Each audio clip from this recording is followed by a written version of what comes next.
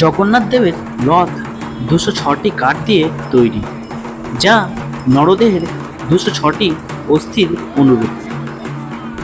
রথের 16টি চাকা, 5টি জ্ঞানেন্দ্রিয়, 5টি কর্মেন্দ্রিয় ও 6টি রিপুর প্রতীক।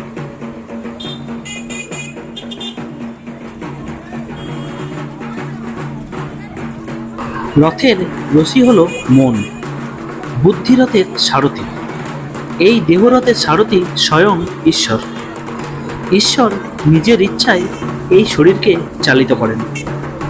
মানুষের ইচ্ছায় কিছুই হয় না, যা হয় সব ঈশ্বরের ইচ্ছায়।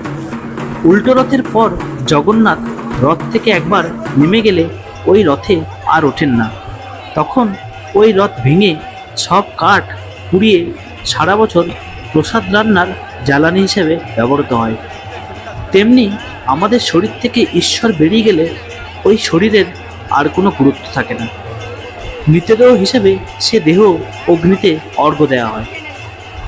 রথ যখন প্রথমে চলতে থাকে, প্রথমে চলে বলরামের রথ, কারণ বলরাম দাদা আবার জগৎগুরু তত্ত্ব। তিনিই তো নিত্যানন্দ। সবার জীবনে আগে গুরু কৃপা আসতে হবে। তারপর চলে সুভদ্রার রথ। সুভদ্রা হলো ভক্তি তত্ত্ব। গুরু কৃপার পর আসে ভক্তি মহারানী, কারণ ভক্তির ঠিকানা শ্রী গুরু পদে। গুরুদেব হলো ভগবানের করুণার মূর্তি। তারপর যায় জগন্নাথ দেবের রথ। প্রথমে গুরুদেব, তারপর ভক্তি, তারপর ভগবান জগন্নাথ। জগন্নাথ দেবের রথের নাম নন্দী ঘোষ।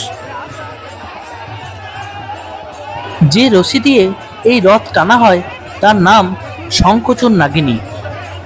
বলরামের রথের নাম তালধ্বজ। যে রশি দিয়ে এই রথ টানা হয় তার নাম বাসকীনাগ।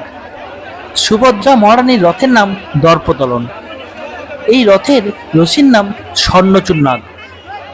ঈশ্বর জগন্নাথ রূপে সব দেখেন, সদা বিরাজমান। উড়িষ্যা রাজ্যের পুরীর জগন্নাথ ধামের চূড়ার ধ্বজা প্রতিদিন পরিবর্তন করা হয়। সর্বদা বায়ুপ্রবাহের বিপরীতে ওড়ে এই ধ্বজা। ঈশ্বর যেখানে স্বয়ং বিরাজমান বিষ্ণুরূপে, সেই স্থানের কিছুই চালনা করা শক্তি জগতের কোনো শক্তির নেই। রথযাত্রায় তথা বছরের এই দিনে প্রভু জগন্নাথ তার ভাই ও ভগ্নীর সঙ্গে মাসির বাড়ি বা গুন্ডিচা মন্দিরে বাস করতে যান। পুরীর জগন্নাথ দেব মন্দির থেকে 3 কিলোমিটার দূরে এই মন্দির রয়েছে। সেখানে 8 দিন কাটানোর পর মূল মন্দিরে ফিরে আসেন তারা।